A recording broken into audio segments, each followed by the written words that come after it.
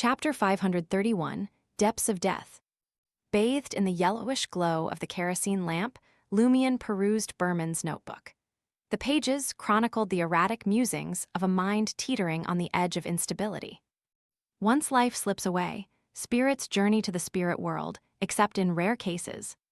If I can craft the right summoning chant, a spirit guide's power could pull Helen's spirit back to our reality. That's step one toward bringing her back. Upon seeing this, Lumion indiscernibly shook his head. If only resurrection were that simple. He turned the page. New mystical knowledge gained. In ancient times, intelligent beings ventured into the underworld after death.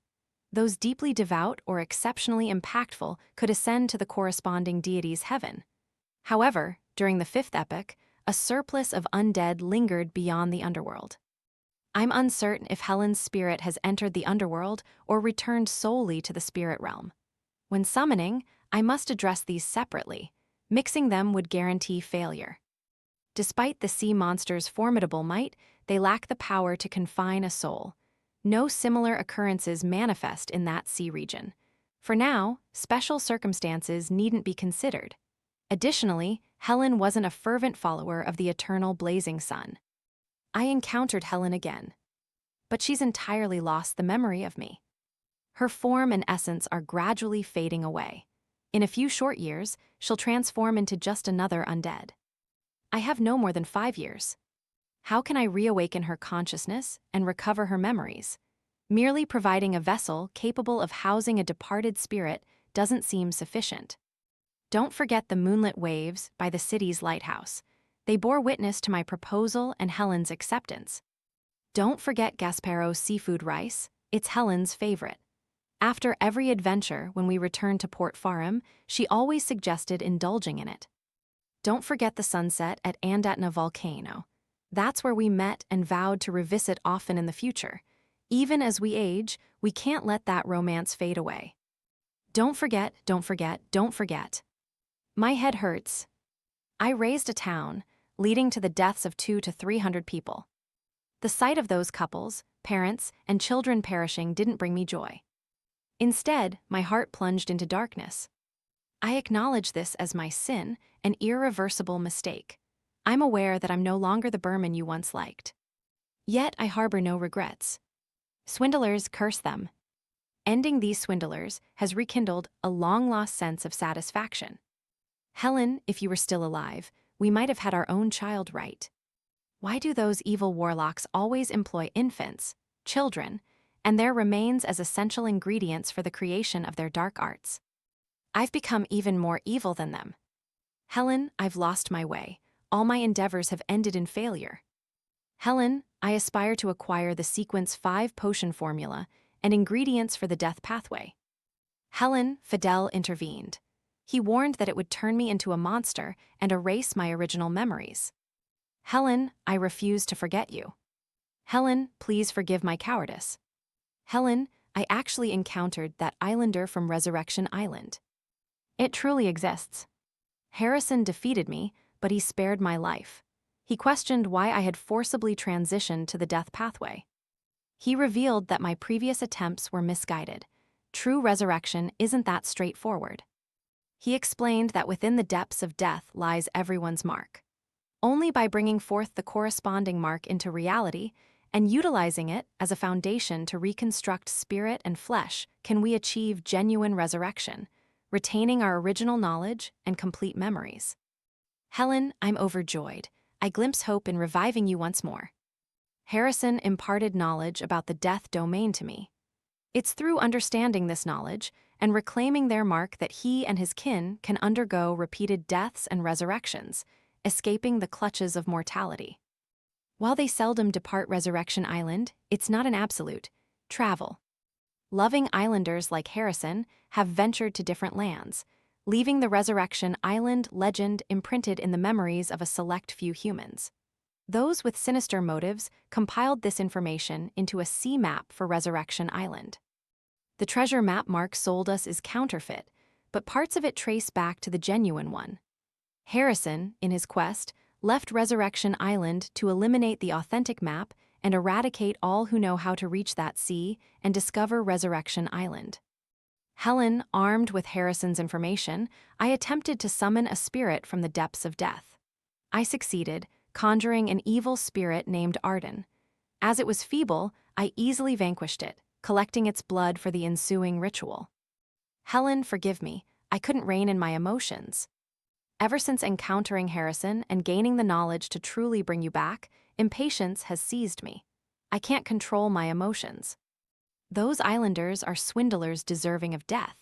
I ended the life of a swindler and numerous others. I refuse to squander any more time hastening the ritual.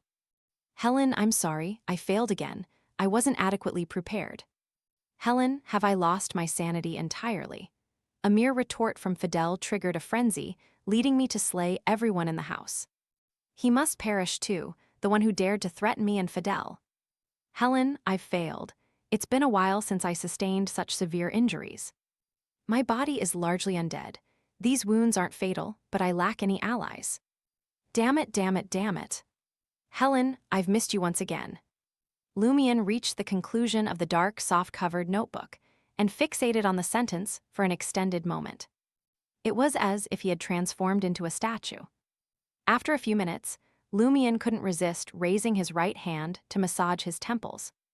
The marks from the depths of death, Resurrection Island, and Harrison inundated his mind, prompting a sudden regret for not seeking Franca's assistance. To ensure a clean demise for Berman, he never intended to channel the demon warlock's spirit from the outset. This meant he had no plans to return to Trier and bring Franca to his current location. However, his instinct now urged him to delve further into the resurrection method outlined by Harrison. He desired an understanding of the island, where inhabitants experienced repeated deaths and rebirths. Lumion closed the notebook and exhaled, making an effort to recollect his knowledge of death-related mysticism. He recalled hearing the words death and mark conjoined.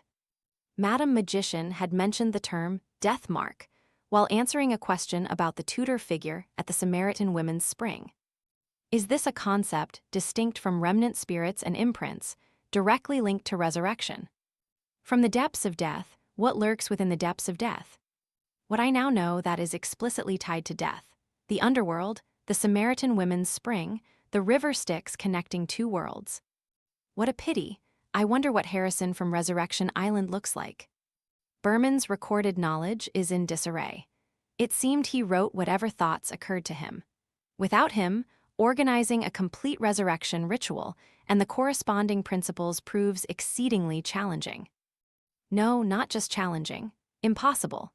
Berman only documented what he feared he might forget. The remaining knowledge is entirely absent.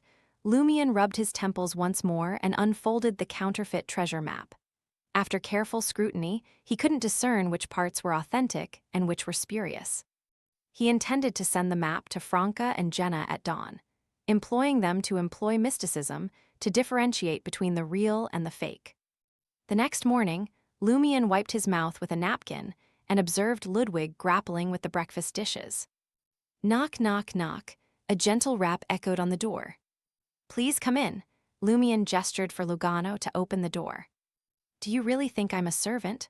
All right, providing the money makes you the boss, Lugano criticized, leaving the dining table to open the door. It was Philip outside. Philip entered the room, smiling at Lumion. We'll set sail in 2.5 hours. If you have any special items you want to buy, do it as soon as possible. I don't, Lumion replied with a smile as he stood up. Philip glanced out the window and said, By the way, you might not be aware, but the demon warlock has been apprehended. Is that so? Lugano looked surprised. Over the past few days, the most popular topic among the passengers on the ship was demon warlock Berman, who had caused them to stay in Port Farim.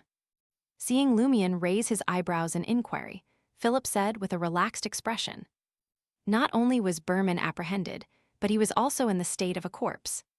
Who's behind this? Lumion asked, his curiosity piqued. Philip shook his head. I don't have all the details yet. What I do know is that it's closely tied to the Fool's Church. The adventurer Jayaman Sparrow is said to be their messenger. Could it be that the adventurer took matters into his own hands? Lugano asked eagerly. At sea, he naturally heard about Faith and the Fool and had no doubts about it. Sailors, passengers, and dock porters would tell him about it. Hard to say, but anyone capable of taking down a demon warlock has to be at least as formidable as a pirate admiral. Philip sighed deeply. Suddenly, a commotion echoed from the gangway. Passengers destined to board at Port Farim were finally given the green light to board the Flying Bird. Lumion approached the window and spotted a familiar face. Batna Kumte. He and the adorable-looking female adventurer climbed aboard the deck together. Lumion pushed open the window and called out, "Batna, are you guys headed to Port Santa as well?" Batna looked up, surprised, his eyes fixed on the rooms on the top floor. Spotting Louis Barry, he grinned and replied, "Absolutely. I'm off to witness Port Santa's sea prayer ritual."